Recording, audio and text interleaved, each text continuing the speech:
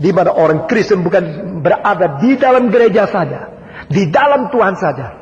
Tuhan berada di dalam orang Kristen. Orang Kristen bukan saja di dalam Tuhan, Tuhan juga di dalam Kristen. Bagaimana bisa mengerti hal seperti ini? Mengerti hal ini seperti kita berudara. Saudara-saudara, kalau saya berada di dalam udara, apa bedanya udara berada di dalam saya? Saya berada di dalam udara, berarti udara mengelilingi saya. Saya berada di dalam bait Allah, berarti bait Allah mengelilingi saya. Saya sebagian daripada bait Allah. Engkau sebagian dari bait Allah. Kita semua di dalam keluarga Allah. Dan orang Kristen mengelilingi saya, karena saya di dalam rumah Tuhan. Tetapi bukan saja demikian. Saya berada di dalam rumah Tuhan. Saya berada di dalam Tuhan. Di sini katakan, Tuhan juga berada di dalam saya. Ini keeratan sudah begitu hebat. Sehingga Tuhan berada di dalam saya. Berarti saya sendiri, tubuh saya menjadi tempat perdiaman Roh Kudus. Tubuh saya menjadi istana Roh Kudus. Semua 1, 2, 3. Tubuh saya menjadi istana Roh Kudus. Roh berdiam di dalam.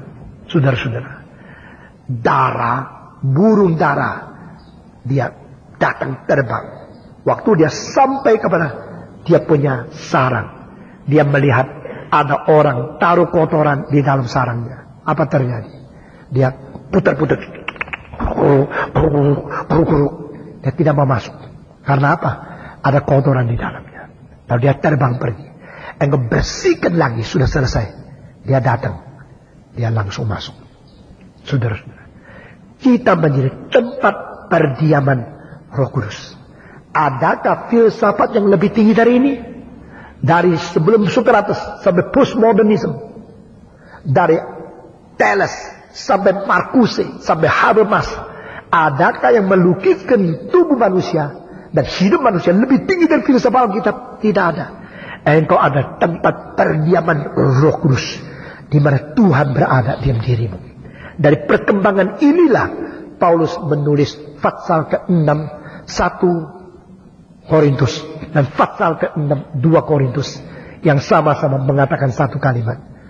Hiduplah suci karena engkau adalah bait Allah.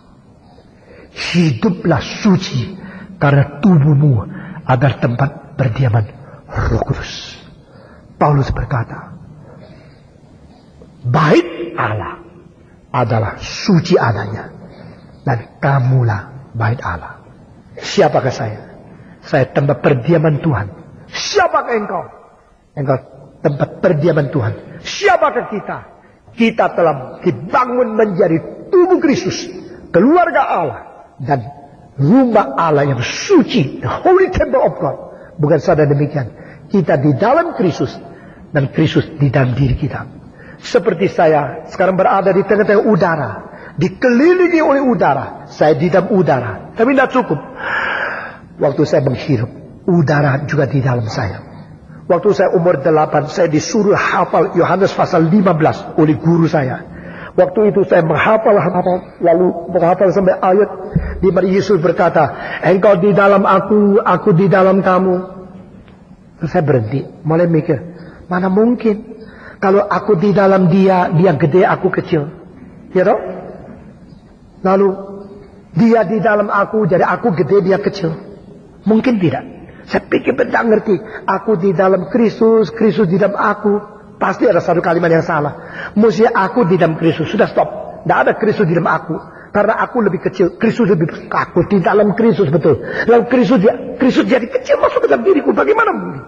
Waktu itu saya pikir-pikir, akhirnya kelihatan ada satu kotak kaleng coklat. Dulu ya, sekarang tidak ada coklat macam itu. Coklat itu mereknya apa? Mereknya seorang wanita Belanda sedang pegang satu kaleng coklat.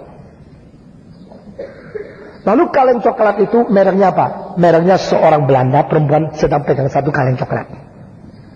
Lalu kaleng coklat itu gambarnya seorang Belanda sedang pegang kaleng coklat. Terus saya pikir ini lucu ini ya. Ini orang Belandanya berapa banyak nih ya? Di dalam.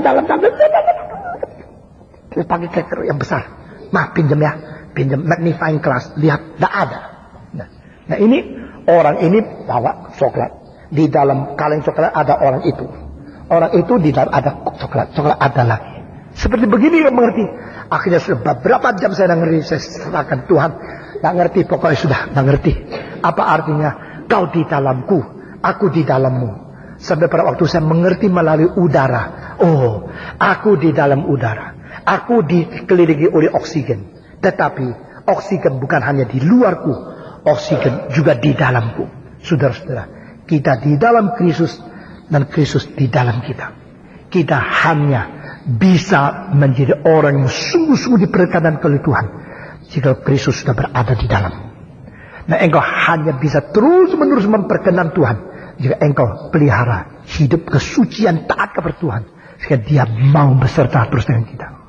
Dan kita hanya bisa bertumbuh di dalam Kristus jika Kristus bukan berada di diri kita, kita juga berada di dalam diri Allah. Saudara-saudara, siapakah kita? Kita orang Kristen di dalam keluarga Allah. Kita adalah gereja Tuhan, tubuh Kristus. Kita adalah Holy Temple of God. Kita didirikan di atas ajaran perjanjian lama dan perjanjian baru. Dengan demikian engkau anggota gereja yang sejati. Mari kita membaca lagi sekali dari permulaan sampai akhir ayat 18 sampai dengan ayat ke-22. Mari kita membaca bersama-sama. Semua buka suara membaca.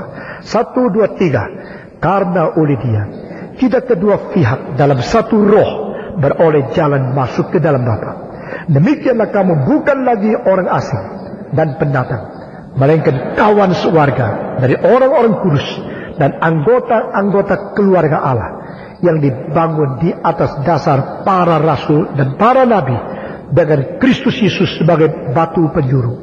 Di dalam Dia tumbuh seluruh bangunan rapi tersusun menjadi bait Allah yang kudus di dalam Tuhan.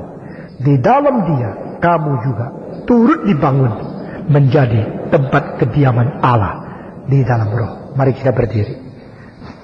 Bapa terima kasih, Bapa terima kasih, Bapa di dalam surga, beri terima kasih.